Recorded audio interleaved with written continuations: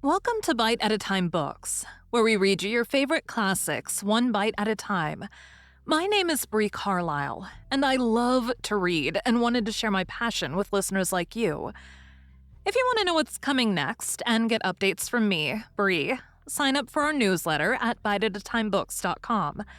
Be sure to follow the show on your favorite podcast platform so you get all the new episodes. Or you can follow the show on YouTube, where we have playlists for all the stories.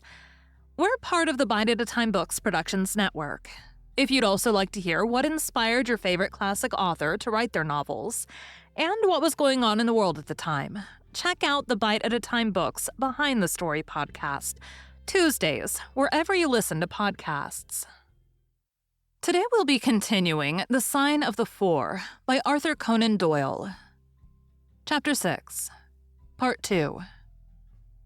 I took it up gingerly and held it in the light of the lantern. It was long, sharp, and black, with a glazed look near the point as though some gummy substance had dried upon it. The blunt end had been trimmed and rounded off with a knife. "Is that an English thorn?" he asked. "No, it certainly is not. With all these data, you should be able to draw some just inference. But here are the regulars, so the auxiliary forces may beat a retreat." As he spoke, the steps which had been coming nearer sounded loudly on the passage, and a very stout, portly man in a gray suit strode heavily into the room. He was red-faced, burly, and plethoric, with a pair of very small twinkling eyes which looked keenly out from between swollen and puffy pouches. He was closely followed by an inspector in uniform, and by the still palpitating Thaddeus Sholto. "Here's a business," he cried in a muffled, husky voice. "Here's a pretty business. But who are all these? Why, the house seems to be as full as a rabbit warren." "I think you must recollect me, Mr. Athenley Jones," said Holmes quietly. "Why, of course I do," he wheezed. "It's Mr. Sherlock Holmes, the theorist. Remember you? I'll never forget how you lectured us on all causes and inferences and effects in the Bishopgate jewel case. It's true you set us on the right track, but you'll own now that it was more by good luck than good guidance. It was a piece of very simple reasoning. Oh, come now, come. Never be ashamed to own up. But what is all this? Bad business, stern facts here. No room for theories. How lucky that I happened to be out at Norwood over another case. I was at the station when the message arrived. What do you think the man died of?" "Oh, this is hardly a case for me to theorize over," said Holmes dryly. No, still we can't deny that you hit the nail on the head sometimes. Dear me, door locked, I understand. Jewels worth $500,000 missing. How is the window?" "Fastened, but there are steps on the sill." Well, if it was fastened, the steps could have nothing to do with the matter. That's common sense. Man might have died in a fit, but then the jewels are missing. I have a theory. These flashes come upon me at times. Just step outside, Sergeant, and you, Mr. Sholto. Your friend can remain. What do you think of this, Holmes? Sholto was, on his own confession, with his brother last night. The brother died in a fit, on which Sholto walked off with the treasure. How's that?" "On which the dead man very considerably got up and locked the door on the inside." There's a flaw there. Let us apply common sense to the matter. This Thaddeus Sholto was with his brother. There was a quarrel, so much we know. The brother is dead and the jewels are gone. So much also we know. No one saw the brother from the time Thaddeus left him. His bed had not been slept in. Thaddeus is evidently in a most disturbed state of mind. His appearance is, well, not attractive. You see that I'm weaving my web round Thaddeus. The net begins to close upon him." "You are not quite in possession of the facts yet," said Holmes. "This splinter of wood, which I have every reason to believe to be poisoned, was in the man's scalp where you still see the mark. This card, inscribed as you see it, was on the table, and beside it lay this rather curious stone-headed instrument. How does all that fit into your theory?" "Confirms it in every respect," said the fat detective pompously. "House is full of Indian curiosities. Thaddeus brought this up, and if this splinter be poisonous, Thaddeus may well have made murderous use of it as any other man. The card is some hocus-pocus, a blind as like as not. The only question is, how did he depart?" "Of course. Here's a hole in the roof." With great activity, considering its bulk, he sprang up the steps and squeezed through into the garret. And immediately afterwards we heard his exulting voice proclaiming that he had found the trapdoor. "He can find something," remarked Holmes, shrugging his shoulders. "He has occasional glimmerings of reason. Il n'y a pas de sortes si incommodes que ce que ont de l'esprit." "You see," said Athelney Jones, reappearing down the steps again. "Facts are better than mere theories, after all. My view of the case is confirmed. There is a trapdoor communicating with the roof, and it is partly open." "It was I who opened it."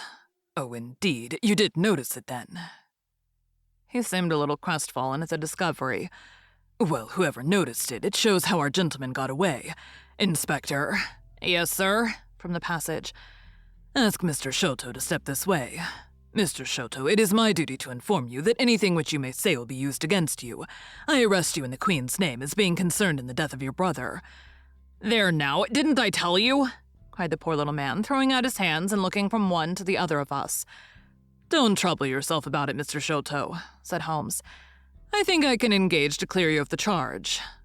"Don't promise too much, Mr. Theorist. Don't promise too much," snapped the detective. "You may find it a harder matter than you think.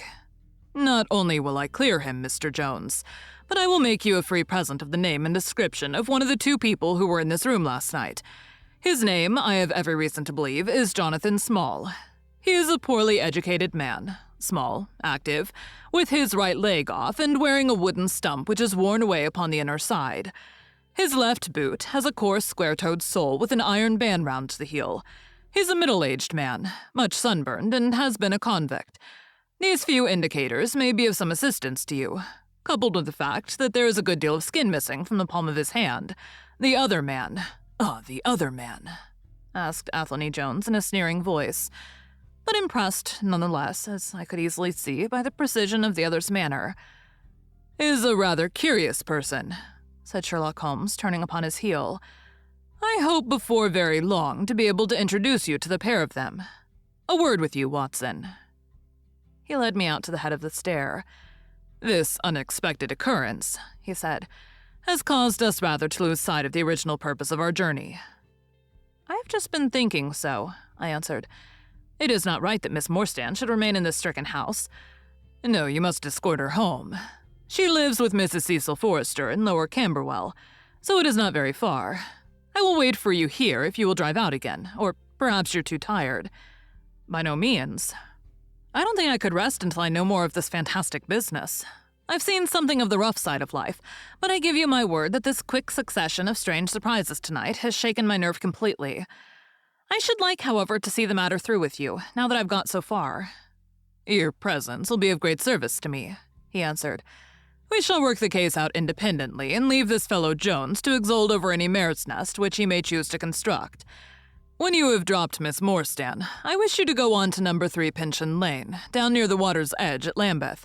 The third house on the right-hand side is a bird-stuffer's. Sherman is the name. You will see a weasel holding a young rabbit in the window. Knock old Sherman up and tell him, with my compliments, that I want Toby at once. You'll bring Toby back in the cab with you." "A dog, I suppose?" "Yes, a queer mongrel with a most amazing power of scent. I would rather have Toby's help than that of the whole detective force of London." "I shall bring him then," said I. "It is 1 now. I ought to be back before 3 if I can get a fresh horse." "And I," said Holmes, "shall see what I can learn from Mrs. Burnstone and from the Indian servant who Mr. Thaddeus tell me sleeps in the next garret.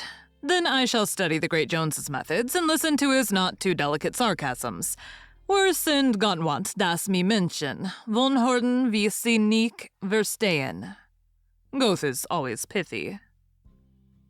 Thank you for joining Bite at a Time Books today, while we read a bite of one of your favorite classics. Again, my name is Bree Carlile, and I hope you come back tomorrow for the next bite of The Sign of the Four. Don't forget to sign up for our newsletter at biteatatimebooks.com. You can check out the show notes or our website, biteatatimebooks.com, for the rest of the links for our show.